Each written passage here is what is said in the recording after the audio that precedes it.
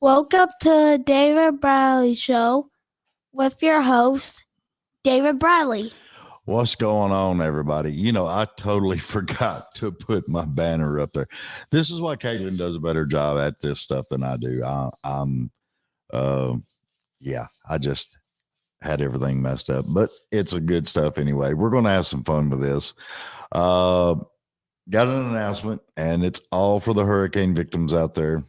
Hurricane Helena victims, December 7th, A-Blaze Entertainment at the Troubadour in Nashville. It's 2416 Music Valley Drive.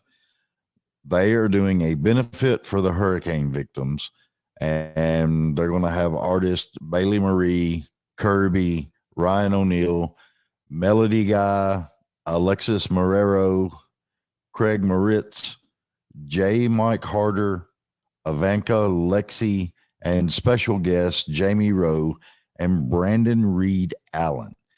Now, they're also, all this is for the victims of the hurricane. And this isn't, guys, over there, it's not a couple of weeks and people donate some money and everything's done. No, it's not that way. It's going to take months and months for them to get straight over there. So that being said, the name of this show is basically Christmas for a Cause. So y'all get your tickets at Eventbrite. Come on out, see some good entertainment. They're going to do a auction. A lot of people have donated items that they're going to auction off, and we're going to try and raise as much money as we can for the Hurricane Helena victims and get the monies to the right people so it does some good and does help out a lot of people. So anyway, everybody hang on for just a second, and we're going to get Mr. Rikk Feulner on here, the author, the showman, the man, the myth, and the legend all in itself. So let's see what's happening on.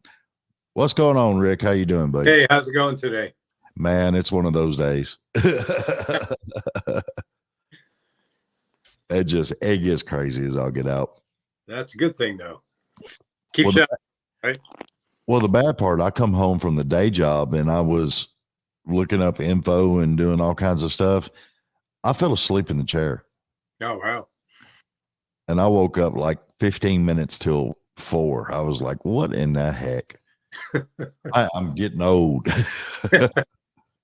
I've been working so late some nights I'd fall asleep at my computer. And I literally just fall asleep and wake up and there's like all kinds of weird stuff typed. Oh, yeah. I'm praying I didn't push enter anywhere. I'm just hoping I didn't get on some kind of dating site or some weird stuff, because you never know. It gets crazy with all the stuff that goes on. I mean, I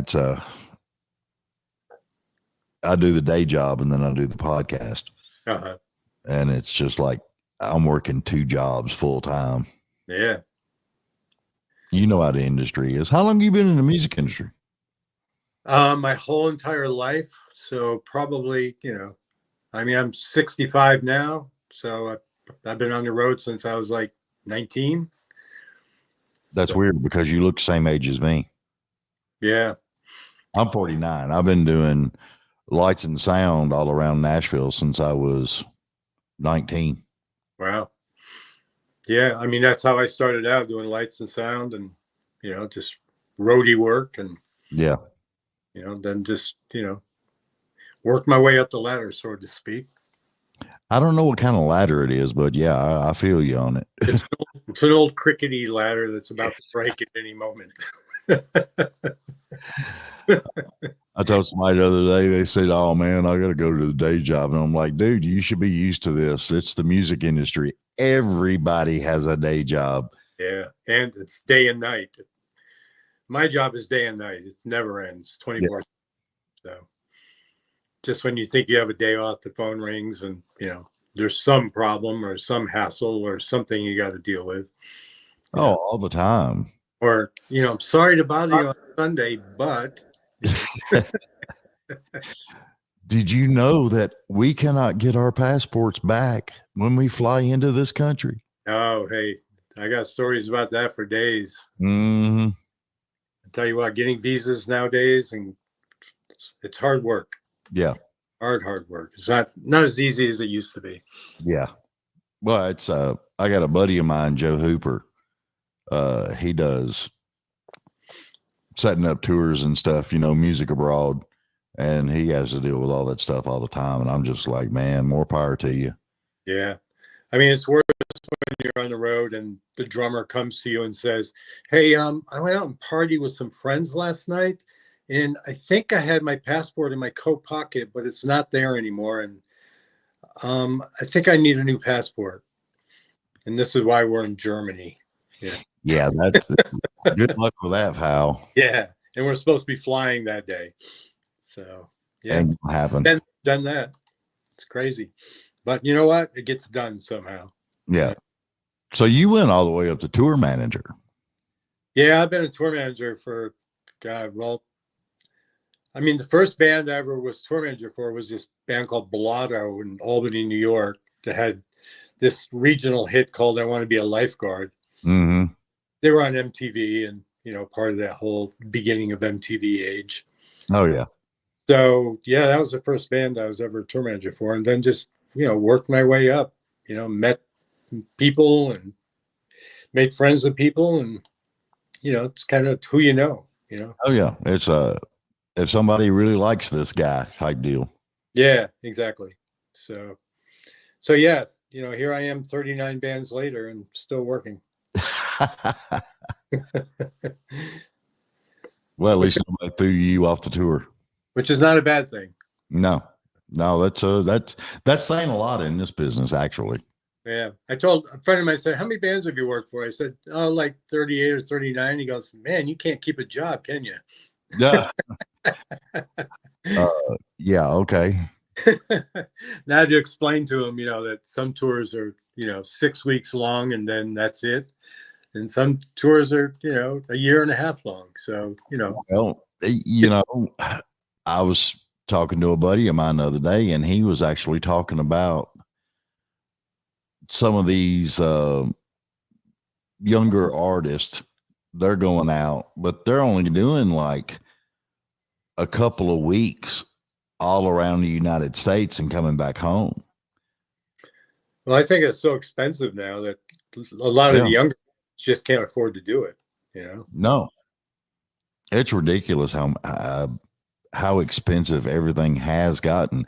Yeah. And that's just in the States. I mean, when you start talking about going abroad and everything else, I mean, it gets crazy with all that stuff.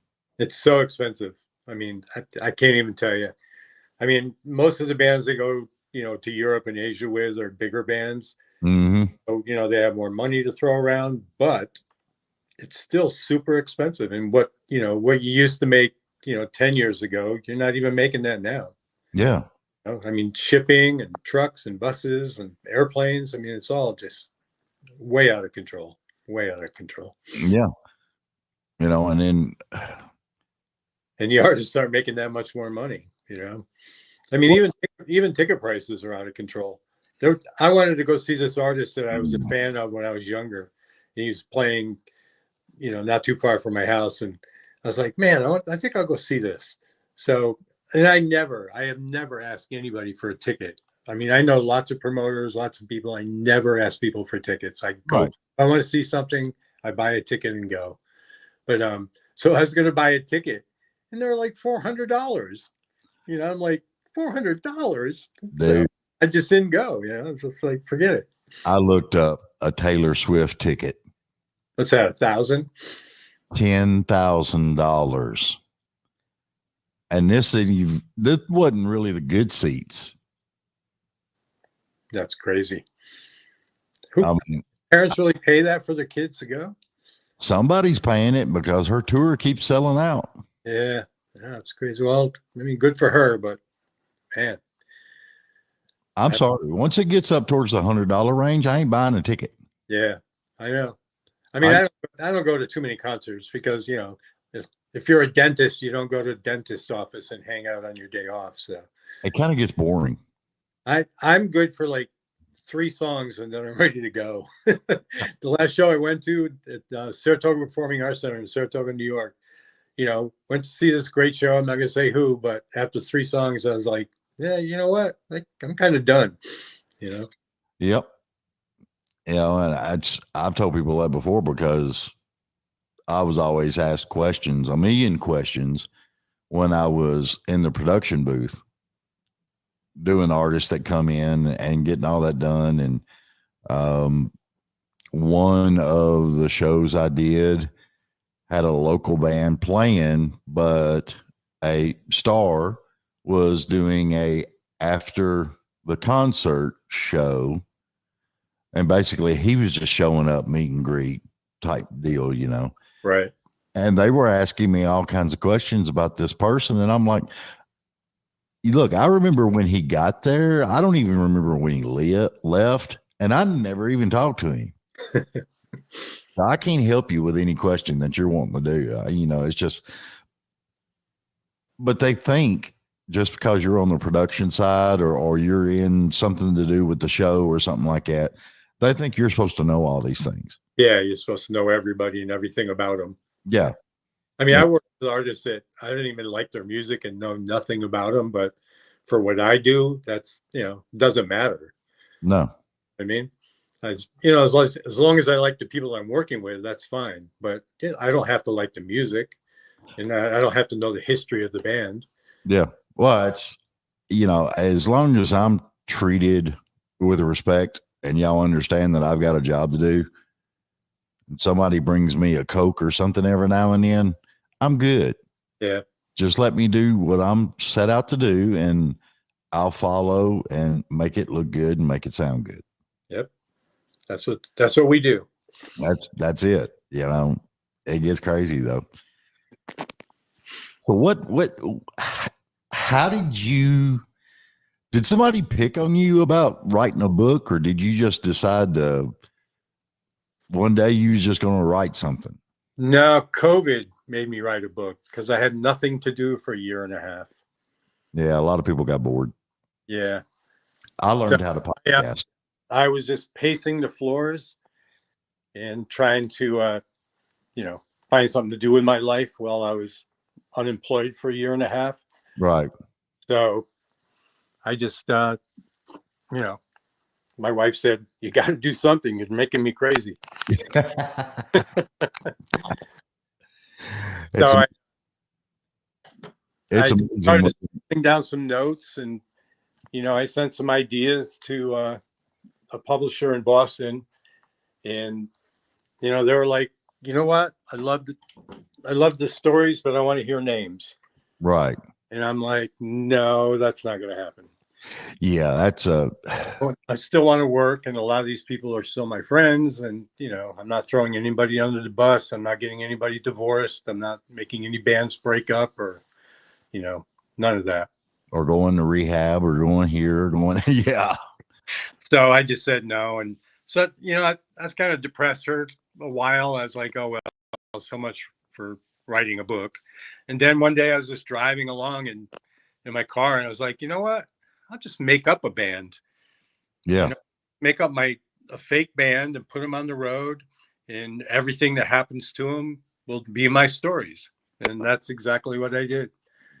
And so, I mean, coming up with the band name, that was probably the hardest part of writing the book. There's so many band names that you come up with. You go, oh, that's great. And then you look it up, and it's some band in Florida. You know what I mean? Yeah. And, so like a week later, you come up with another one. You go, oh, that's great. And you look it up, and there's a band in England. It's amazing. Things you find out. Just you call yourself Chocolate Cell Phone. Nobody's got that. Unless it was a band in the 60s. Yeah, you Google it, and sure enough, there's a band called, Chocolate Cell Phone. So I went through probably 25, 30 names before I found something. Yeah. And then, before I, came up with something. Then I have these two friends that are, real computer nerds. So I sent them both a separate email and said, hey, I checked out this band. See what you can find out about them for me. Because I couldn't find anything. And so, I sent them both the email and they said, all right. And a couple of days later, they both came back and said, I can't find anything about this band. Where'd you hear it? Were they a local band? Asking me a million questions. The other one came back and said, I've searched everywhere. I can't find anything about this band. And I was like, yes, that's gonna be the band. Cherry Thieves. That's the one. That's the one. So I could have swore that some 80s band would have that name, but nope, nobody had it. So you got lucky. You got real lucky. Yeah. So yeah, that's how the band name came about. And then the book, I just put them. I started them out in a club in New York, and they got a record deal. They went on the road as an opening act, and then they tour on their own. And it's all the things that happened to them are all true stories. Or from all the stories are from bands that I've worked with. Right. So I like that you made a fictional band though, and wrote the whole series like it would be like that. Yeah.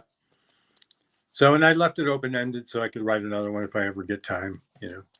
Who knows? Maybe when I retire, I'll write another one. Well, you wrote the beginning and during. You might as well write the end of it. Yeah. Now, it's funny is people are like, did any of these bands call you and say, why'd you write that story about me? And I'm like, well, how would they know it's about them? I don't use their name. I said, but did have bands call, musicians call me, and even one guy from England, he called me and said, hey, I just read your book. It was great. He goes, you know what? I was really bummed out. You didn't use that story about me and blah, blah, blah, and blah, blah, blah. Like they're reading it, hoping to find a story about them, and then they're mad because I didn't write a story, put them in my book, Well, I would be probably one of those guys that were like, oh, dude, look, Rick used that story that happened to me, Yeah, no, I'm sure there are.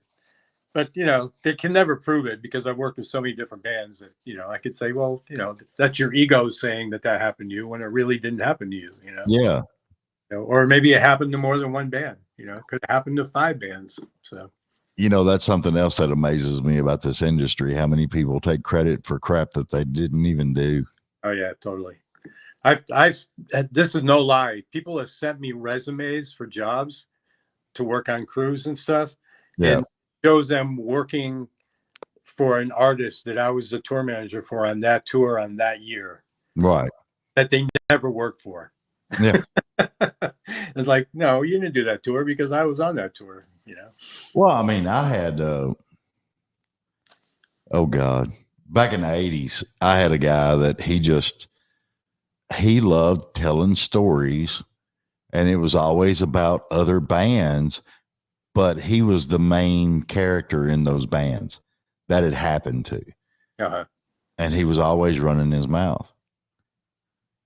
So that was in the glam metal days, Yeah.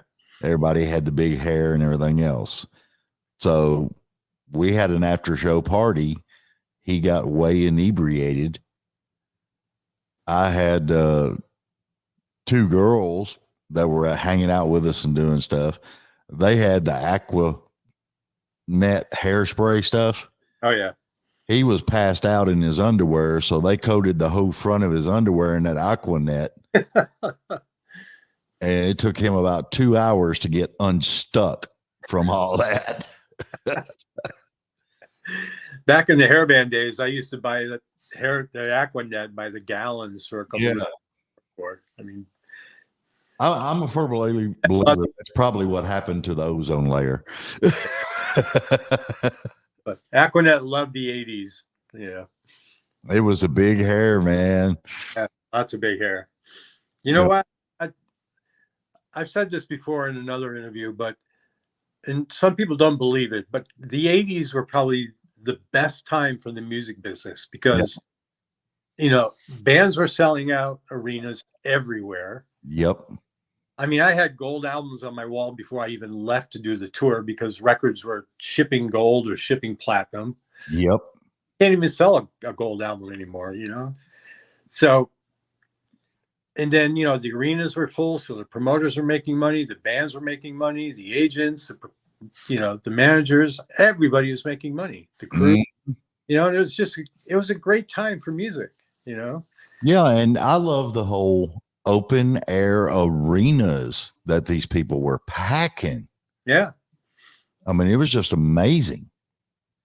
And nowadays, I know bands that are big but don't sell a lot of tickets. They'll sell half an arena, where they move the stage up halfway, halfway up the arena just so it doesn't look so bad.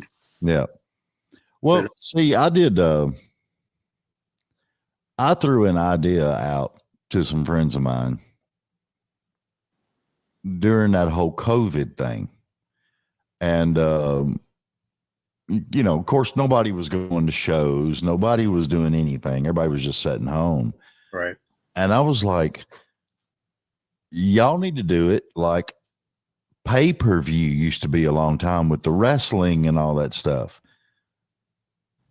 Set a band up, let them play, stream it live, and just charge people to stream live. Yeah. Yep.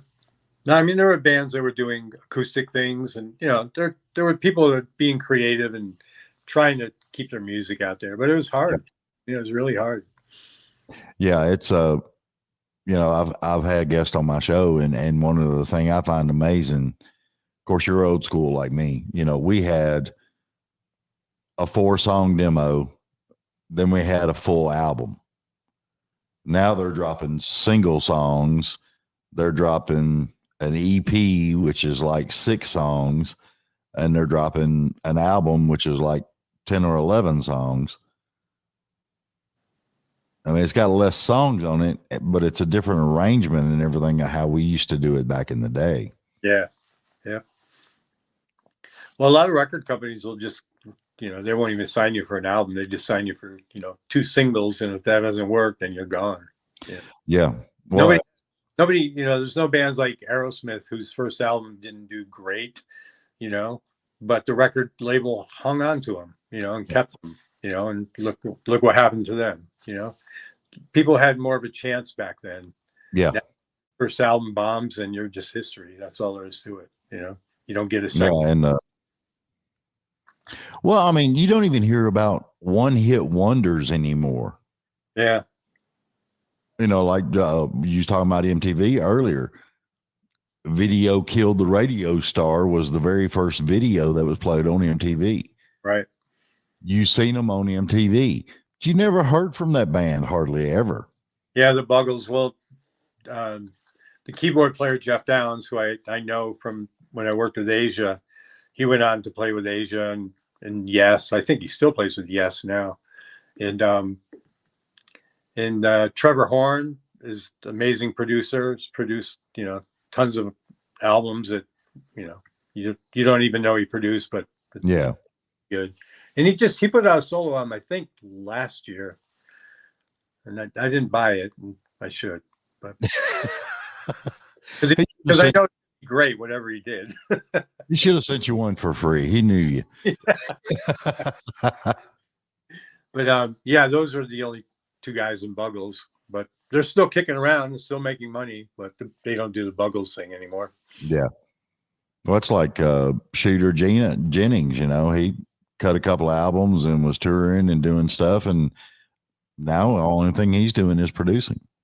Yeah, I saw him on a metal festival somewhere in Europe a couple of years back, and his dressing room was next to ours, and I saw him walking around. I was like, wow, there's like all these, long-haired metal bands, and then Shooter. He played on the stage with that, it was good that he was there and playing. I was happy for him, but I just thought it was kind of a weird place to see him. You know what I mean? Yeah, it's that's what I've been finding out on talking to these people and everything is how big the influx of country music into Europe and Australia and all these other places. But then again, on the flip side, you look at all the tours that are going on over there, and it's like metal symphony type stuff going on everywhere. Yeah. Well, metal's huge in Europe. I mean, there's in the summertime, you can go to a different metal festival, rock festival every day of the week. Yeah. So many of them. And trust me, I've done them all. But Yeah. it's amazing. And there's, anywhere from 10,000 to 100,000 people at every one of them, so. Oh yeah, it's crazy. I'm a Rammstein fan. I love Rammstein. Yeah. I got to actually see them down in Atlanta, their full live show down there. And I was just like, because I've seen them all. I've seen, Jovi and Poison, Kiss. I've seen them all. And then I went and seen Rammstein, and they went up to my very number one top concert. Oh yeah, they're huge. I mean, they're huge here too. A friend of mine does teleprompter for them. Yeah. He actually lives in Nashville, so. Oh, sweet. Yeah, but yeah, they're huge everywhere. I mean, they sell out football stadiums all over the place. Oh yeah. I mean, and their production. Oh, it's crazy. Man, their show is out. I mean, it's over the top, but the reason they went to my number one band is because everything was on time. The light changes were on time. Right. The music, whoever was mixing their sound was, I mean, he nailed it. It was on top rung. Yep. I loved every bit of it. Yeah. No, they're a great band, and they got a lot of great people working for them. So that's my worst problem. When I go to a concert, I try to get close to the sound booth or the production booth or whatever, because that's your best spot. Right. That's where it's best. Yeah. To hear it, to see it, and if it doesn't blow me away, I'm just, okay, I'm there with whoever else I was there with. Yeah. Yeah. A lot of good, I mean, a good sound guy makes the band. You know what I mean? Yeah. A bad sound guy could just ruin a band forever. So I've seen good sound guys pull their hair out trying to make the band on stage with not so top of the line instruments and out of tune and everything else, trying to make them sound good. Yeah. I went to see a famous guitar player who I won't mention, but I went to see this guitar player at this club, and I walked in and my friend was mixing, and I went and stood by a soundboard, and the guitar was so loud. I mean, ridiculous loud. Yeah. And I said, Pete, turn that guitar down. He goes, see this fader? The one that's all the way down? That's the guitar. He's not even in the mix. That's yeah. I did back in the early days. I did sound for this band, and it was like maybe 1,500 capacity, and the owner of the club came up, and he's like, "Dude, you're way too loud. You got to turn them down." And I said, "You can't." And he said, "What are you talking about?" And I said, "Everything's down. What you're hearing is what's coming off that stage." And he was like, "Holy crap." And Yeah. he went up there and told him to turn it down. And of course, you seen the guys turn around and fidget with stuff. 5 minutes later, it was right back up to where it was. Oh, yeah. Yep. Yeah, it's crazy. Sound guy's a tough job, just like monitor guy. To me, a monitor guy is probably the worst job in the world as far as I'm concerned. Yeah. Well, see, managers have the worst gig, but nah, I think the monitor guy does. I always did under capacity where I didn't need a monitor guy. So I was doing it all, FOH. Right. I just sit there and watch them, point it to monitor up or down. Tell me what you need. Yep. But I have more fun that way. Oh, yeah. No, there's a lot of those gigs out there that people just don't need a monitor guy. They do it themselves. Yeah.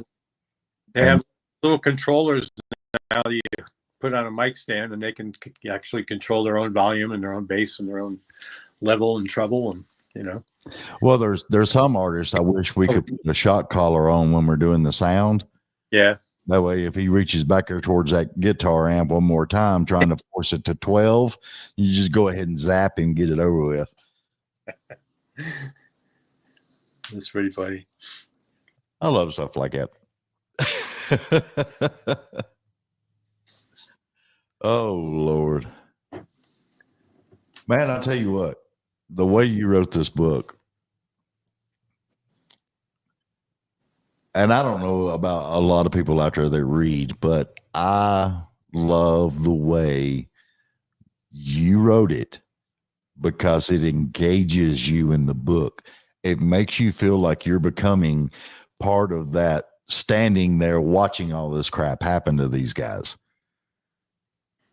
Yeah, well, I mean, it's basically me standing there watching it, or fixing it, or whatever, So that was just me talking basically through the whole book.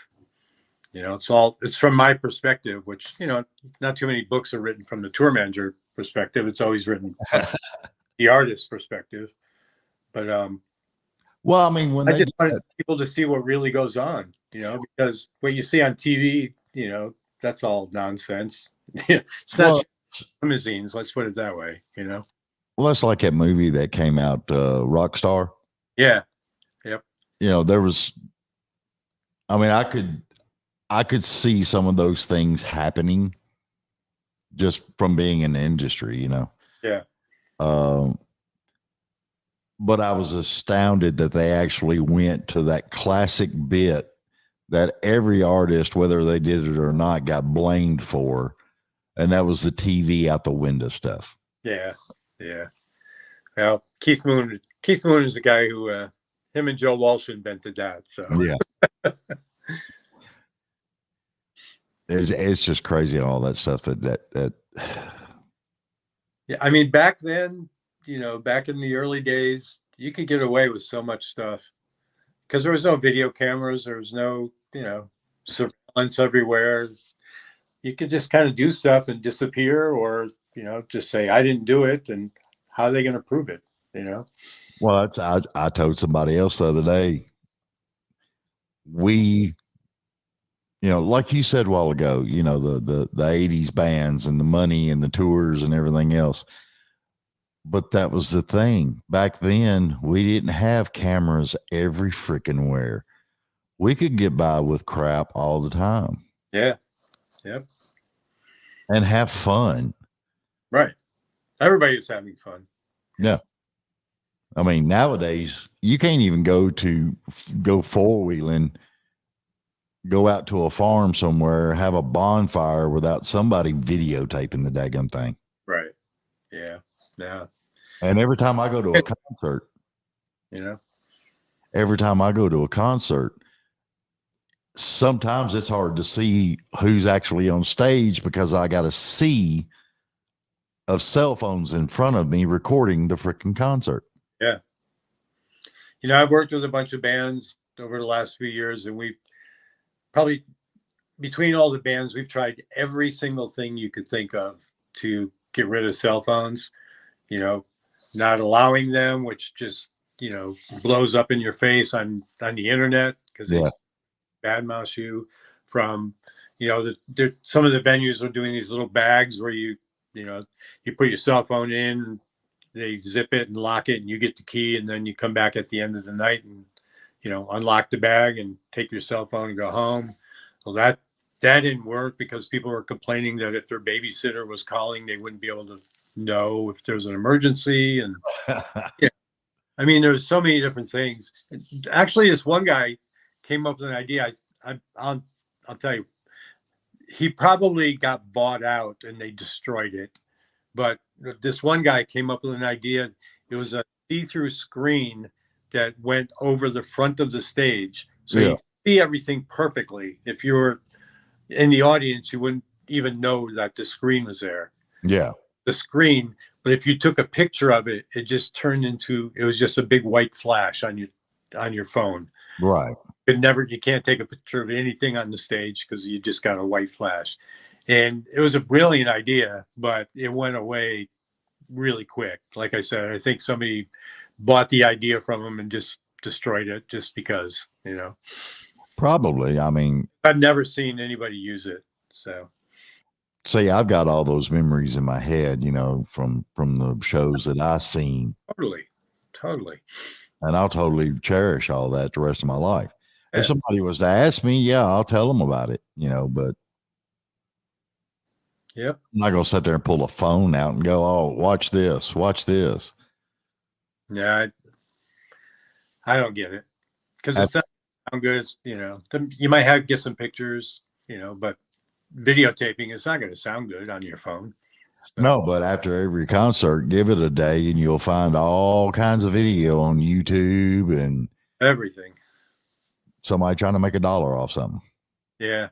You know what I noticed? I've told a couple bands this, but I said, when you play your hit song, watch how many people take out their phones and take pictures. Yeah. I don't know what it is about, but as soon as they hear a hit, they get excited and they have to take a picture of the band, even though they look exactly like they did with the last song that you never heard before. Yeah. But there's this something that triggers in their brain that makes them want to take a picture because they know the song. And it's true. I mean, next time you go to a concert, just, look around for that. Well, see, I mean, there's certain bands and certain songs and stuff. If I was to see them today, I'd still have that instinct to pull out the lighter and light it above my head, and the ballads were king back in the day, dude. Oh, yeah. Now they do it with cell phones. They just wave the cell phone back and forth. Yeah. I seen that. I was just like, you got to be kidding me. And some bands, I can't remember who's done this, but you can open an app for the concert, and then when it's time, everybody pushes a button. I think Coldplay did it on one of the award shows, but you push a button and you go to this app and it's all green or something. And then, so everybody in the place has the same colored green, So they've come up with some clever ideas now, but there's only so much to do with it. Yeah, and you got to pay $2.99 for this app. Yeah, probably. Might as well make money off of it, dude. As well. That's crazy. I've made notes about your book. All righty. I got like 2 pages here. Uh-oh. I'm just going to yes and no to each one. Well, that's just it. I sat here and I was thinking about it afterwards, and I've got all this stuff wrote down, and I'm like, dude, some of these questions I could ask on these would be like giving part of the book away. Yeah. Well, I'll tell you what you need to know. I'll throw one at you. I don't know if you might. Somebody will figure this out. But anyway, one of the questions out of 30 that I had wrote down here. 30? You wrote the whole book. You want me to surprise you real quick? Nice. Here, I'll autograph it for you. There you go. The Naked Bus Driver. Yeah, Nashville bus driver. He's actually very famous in Nashville. Interesting, because I know a lot of bus drivers. Yeah. No, he's actually driven for lots of bands, and I know lots of people who know him. Yeah. So I actually called him and sent him a copy of the book. I did. You autograph it for him, right? Said, hey, I used you in my book, and he goes, uh-oh. And I go, no, it's all good. I said, but I want to send you a copy. And he said, all right. So I sent him a copy of the book. Lord. Especially in the country world. He's a famous guy there in Nashville. Yeah. Drivers know him. Everybody knows him. He's a kind of a legend because he drove naked all the time. That's pretty wild. Because when I was doing sound and lights on the weekends, my day job was driving a truck. Uh-huh. That's how I got to know a bunch of those people, because I'd be out on the road running with them, Right. Just to have some fun, somebody to talk to. No, Every he's now not. He might be. every now and then you'd have an artist come up and get in the passenger seat and wave at some of the truck drivers out there. So that was pretty cool. Yeah. Then they decided they would just send the bus and they would ride the airplane out there. I had a truck driver. I don't think this is in the book. I had a truck driver. He was on his. He picked up the gear in Nashville, and he was a semi driver, and he was going to Denver where we were doing rehearsals, and he didn't show up for load in that morning. Yeah.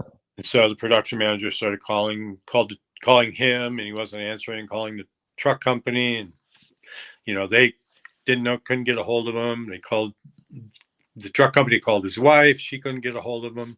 So there's GPS on all those trucks. So they knew, where he was parked, which was just outside Denver. And so they sent the cops there, and they opened up the truck, and he had passed away in his sleep. Yep. And that happens a lot, believe it or not. Yeah, I never really thought about it until that happened, Mm-hmm. But so they flew another driver in the meantime, and so he had to get in that truck and drive it. I hope there was no weird feelings of getting in the truck where somebody had just passed away, a few hours ago. I wouldn't have done it. Yeah, but he must have had a heart attack or something. He just passed away in his sleep. So yeah. So I never really thought about that, and then I started thinking about, that's not how I want to die. I don't want to die in a hotel room. Mm-mm. I don't want my wife to have to tell people that I died in a hotel room in Oslo, Norway, because the first thing they think of is that you OD'd, Yeah. or you hung yourself naked, or nobody thinks of anything but bad things, so that's my one fear in life, is dying in a hotel room. So if you hear me dying in a hotel room, just remember I said that was my biggest fear. So, and he didn't kill himself. And I definitely didn't kill myself. Oh Lord. Linda Purr just made a comment. Road life. What is on my head? What is on my head? This is a 1996 Taco Bell hat with Bullwinkle. Oh, nice.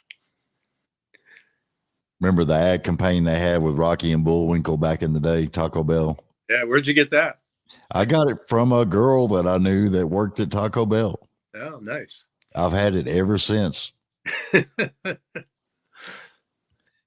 Everybody loves the stuff. I don't know why. I mean, it's just, I just like it because it's a painter's hat and it fits comfortable, I wish I had my Devo hat. I have one of those, flower pot hats. Yeah. Signed by all the guys from Devo. My friend was their tour manager, and he got me a hat. Sweet. Yeah, I wish I had it. I'd put it on, but I don't have it with me. That's what was weird, though. I was a metalhead back then, but I liked Devo. Yeah, Devo is great. I've never been a metalhead or anything like that, because I just like everything. Yeah. Today I could put on a Willie Nelson album and listen to nothing but Willie all day, and tomorrow I'll put on a Led Zeppelin album and listen to nothing but Zeppelin all day. Yeah. Then I'll put on a Gretchen Peters album and listen to that. I mean, my brain is all over the place, so I'm not in my record collection. I have everything, from Neil Diamond to Black Sabbath.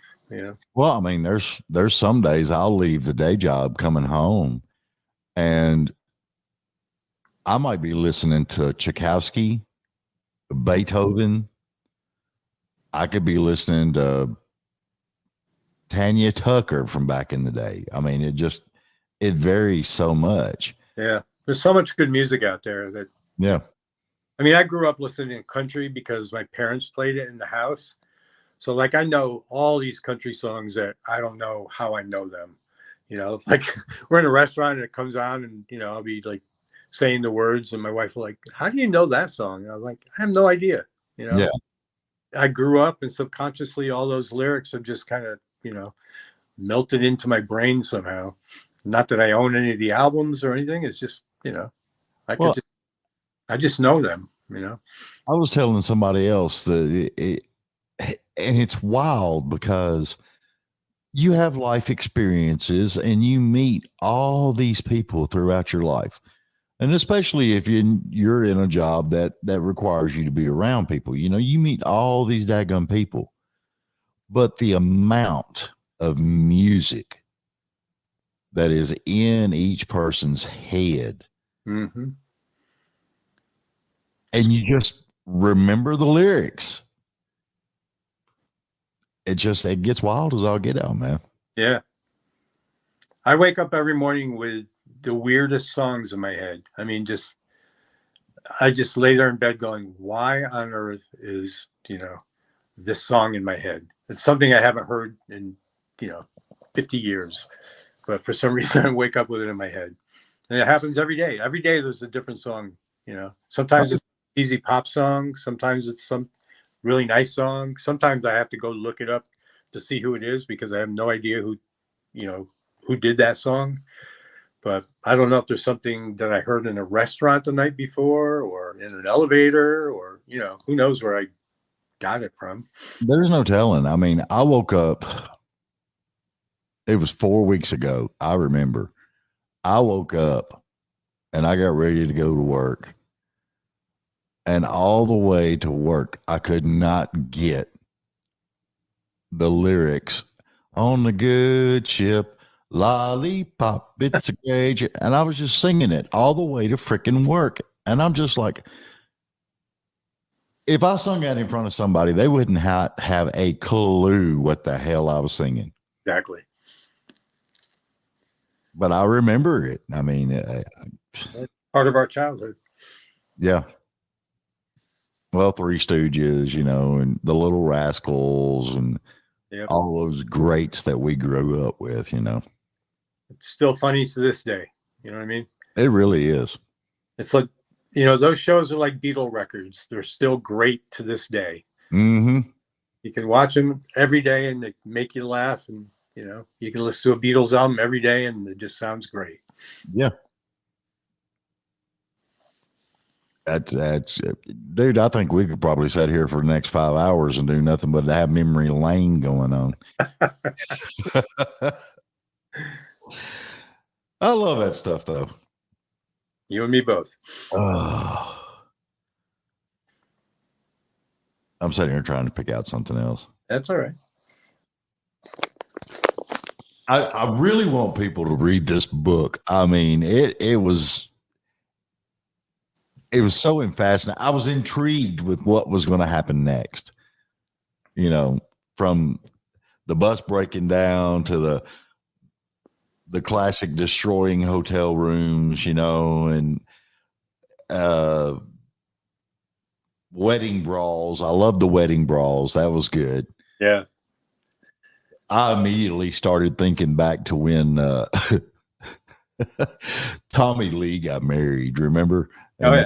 They had all those arguments in Motley Crue about it and all that stuff. I started thinking about all that stuff, and I was just like, man. Yeah, that stuff probably happens more than we know. Oh, yeah. Well, I mean, yeah. I believe an argument got brought up when I was getting married for the second time. So it's crazy stuff.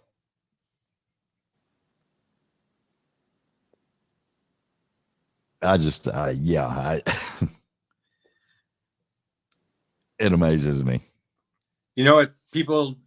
I've done a couple book signings and stuff, and people always, the one thing they remember from the book is the dead body story, Yeah. I just think to myself, there's so many better stories in that book, but there's a dead body, maybe because they've never, seen one. No, it's the way that everybody went into the room and was trying to find the smell. Yeah. That brought out the CSI in everybody. I think I slapped my head.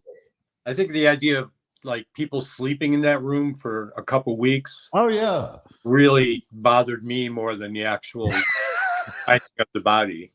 Because then I swear, for months, every time I went to a hotel room, the first thing I did was lift up the mattress to see what was underneath it, you know? Well, say I remember a long time ago, there was a story. I can't remember where I seen the story at, but I seen a story where people were finding money and objects where guys, salesmen would use the same hotel and hotel room every time they went to that hotel. So they would hide objects in the hotel room. And at the time, I was working for a big trucking line, and it was Nashville to California and back. And we always got a hotel when we went out to California. So I was looking everywhere. I was lifting up beds. I was doing all kinds of stuff. I wonder what they were hiding. I don't know. I never found a damn thing. Yeah. I've never found anything in a hotel room. Except maybe, you know, hair in the toilet or hair in the bathtub or, you know. But yeah, I mean, I was just like, the whole dead body in the hotel room thing, I was just like, I didn't stop. I had to finish reading that part. I had to know. You know, it was weird when the book first came out. I hadn't seen the book because I was over in Europe touring. Yeah.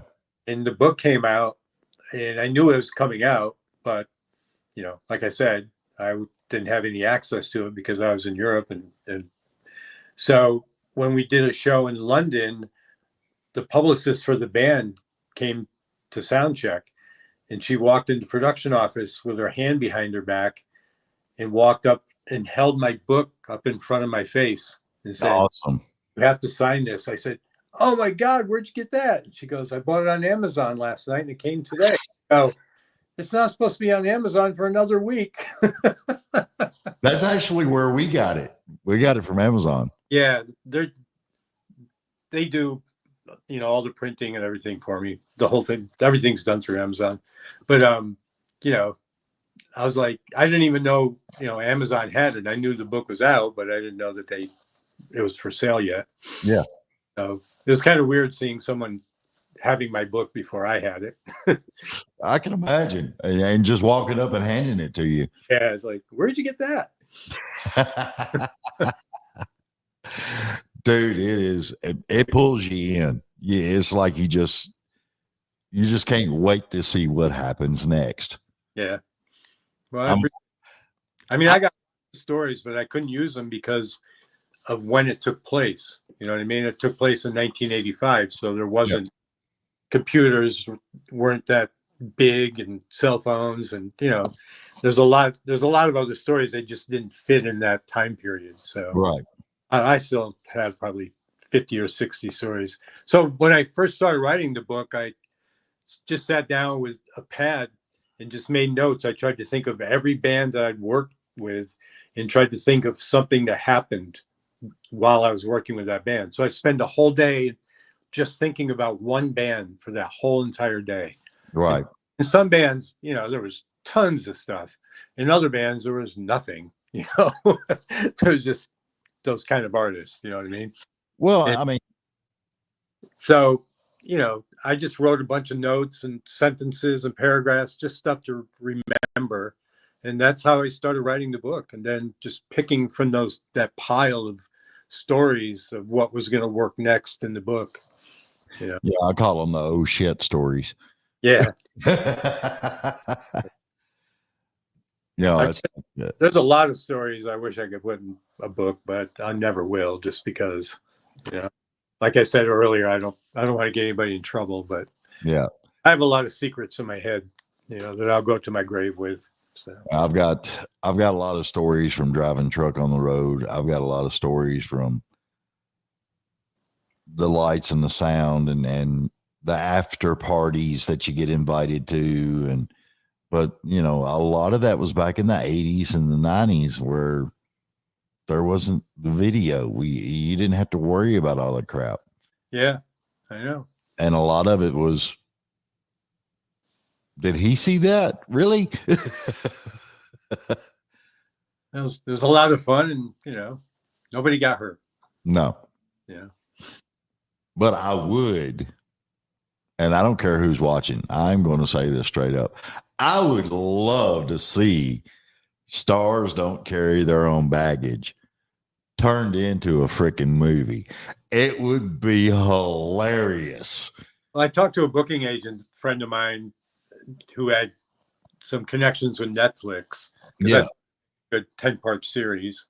And he loved the book. So anyways, he was, nosing around and seeing what he could do with it. But Netflix is, in the meantime, laying off all kinds of people because they have money problems because, people just aren't signing up for Netflix anymore. Yeah.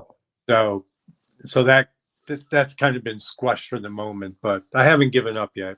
I'm hoping, I'm hoping it happens someday. I think it would be fun. I mean, there was a show on Netflix or Prime. I can't remember. It's called Roadie or something like that. And it was really bad. Yeah. It was done so poorly. I mean, I was really excited to see it. And then after I watched one episode and I'm like, well, it's going to get better. And then I watched another episode and I'm like, no, it's not going to get better. No. It didn't last long. But during that, because I seen exactly what you was talking about, it just, to me, it didn't feel authentic. No, it wasn't. Yeah, there's things that happen. I'm like, there's no way that happens. It's all just glorified, and some stoner was sitting around thinking up stuff for that one. I mean, yeah, I don't know. It didn't last long, so. I mean, I would rather hear genuine stories. Hey, did you hear about Bubba? That's the stuff I love listening to there. Yeah. No, I got lots of stories. I just did a tour with people from Norway, England, Brazil, Mexico, and I think I was the only American. I think so, yeah. So, in Scotland. Yeah. And so we were from all these different countries, but we're all music, buffs. Everybody knew history of, every band known to man.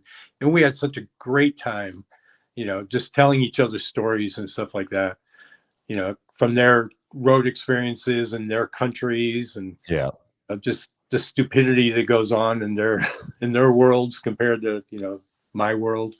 It was great. It was great fun. We got considering we were for 6 different countries, it was a lot of fun. It really was. Was you amazed that even though it was 6 different countries, there was some similarities? Yeah, we're all had the same exact feelings about everything. At one point, I said, you know what, guys, it'd be great if we could just have cameras hidden on the bus, so this would be filmed for a TV show, and but we didn't know it, because we just laughed and told road stories, and that's the kind of stuff that people want to see. It was genuine. It was it was all real, and everybody had stories, and it was great. Well, they put cameras in a taxi cab and do taxi cab stories. Why not put it in a tour bus? Yeah, I had another manager years ago try to talk their band into doing that, and they just refused. They were like, no. Yeah. We're musicians, we're not actors. And he was like, yeah, but that's the beauty of it. You're not an actor. So, they're like, no, like they just, as hard as he tried, they just didn't want to hear about it. Yeah. Which is too bad. It would have been fun. Yeah, that would have been a blast. Yeah. But it's weird though. When there's cameras around, people act different, Yeah. Because they're afraid they're going to say something wrong or do something wrong, or, it's the whole themselves. It's the whole PC. Got to keep that image up, Yeah, but they don't want their families to hear things, or their kids to hear things, or their parents. You know what I mean? It might be funny for all of us on the bus, but what happens on the bus stays on the bus. You know? Right. So, I understand some of that. There's stories I wouldn't tell either, but there's a lot of good stories out there that can make people laugh and have a good time. That was weird. I don't know what just happened, but my screen went black and then come right back up. Oh yeah. It was weird. Well, we hit the 1 hour mark. Maybe your screen was telling you something. I have no freaking clue. Oh, Lord. Rick, see, there it goes again. Yeah, there it goes again. That's weird. I could still hear you. I just saw your shadow. Yeah. Tell everybody where they can find this book. We've already talked about Amazon. Yeah, just go to Amazon.com and type in "Stars Don't Carry Their Own Baggage," or you can type in my name, Rikk Feulner, and it'll come up and you can order it. And it comes really quickly. And it's also on Kindle too. So if you don't want to, have a book laying around, you could, and you're a Kindle kind of person, it's available on Kindle. So yeah, I think some books on Kindle you can actually pay like $2.99 or something like that, and it downloads straight to Kindle. Yeah, I think if you're a Prime member, you can get books for free. I don't know if mine's on there, but I know they give away some books for free. But I know people like audio books, but I looked into it and it's so expensive to do. You got to find somebody with the right voice, and then you got to have a studio that that somebody can actually spend the time and read it and make it sound good. My son actually did 2 or 3 chapters using AI. Yeah. Used Amazon AI because they'll put out an audiobook for you. And it was awful. It was really bad. I think I listened to 1 chapter and I was like, absolutely not. This is just so bad. There's no feeling. It was just very robotic. You know what I mean? That's what I don't like. I like more when you've got somebody's got a personality, got some feeling towards it. It's good stuff. Yeah, AI stuff hasn't got there yet. They haven't figured out how to do feelings yet. So yeah, feelings. Well, Rick, I appreciate you being on, bud, and I really enjoyed your book. Well, thank you. Julie, my assistant, she enjoyed the hell out of it. I think she read it in like 2 days. I've had lots of people just say I spent the weekend and did nothing but read your book. Yeah. So it really is good. I would, I could even go as far as saying I bet an independent movie maker could really make something good out of this. Well, that would be great. If there's one out there listening, give me a call. Now, to be honest with you, some people say, well, your book wasn't very long. I was like, you know what? I was trying to keep it around 200, 250 because nowadays people don't have time or they don't have the attention span. Yeah. To really, read like War and Peace. You know what I mean? Have you ever seen how big that book is? I mean, people just don't read those kind of books anymore. They just, it's like, just get to the point. Oh, yeah. So that's why, I said, the first one, I'm going to just, do a couple 100 pages and see how it goes, because I've written a book before. I didn't know anything about writing a book. I've learned a lot, Oh, yeah. If I did it again, it would be a totally different experience for me. But, I had a lot of help with, people, telling me how to do things and how to fix this and how to make this better and, blah, blah, blah. But, And you had the drive of your wife telling you you're driving me nuts. Yes. And my wife, she was the first one to read it. Before I even told anybody I was putting out a book, I gave her, I printed out some pages and said, tell me what you think. And, a couple days later, she said, all right, I finally got through it all. And I think you got something there. Keep going. Yeah. Oh, you definitely got something. Yeah. I mean, it was a really good book. Well, thank you very much. I appreciate it. It's going on my shelf over there in my studio. I appreciate that. Well, I really enjoyed it. You in Nashville? Yeah. I actually was born and raised in Nashville. Uh-huh. And I live now in Portland, Tennessee, which is 32 miles north up 65. Right. So I got out of Nashville. It's everybody calls me a unicorn. I have people on the guests come on the show, the podcast, and they're just like, well, where was you born? I'm a unicorn is what I found out. Everybody calls me a unicorn. So Well, I lived in Nashville for 29 years, and I just moved a couple years ago to Florida. So I actually grew up right there off the Trinity Lane. All in that area right over there is where I grew up. Yeah, I lived over in Kingston Springs for, God, I don't know, probably 15 years or something like that, maybe 19 years. I don't even remember. But I had a beautiful house out in the country.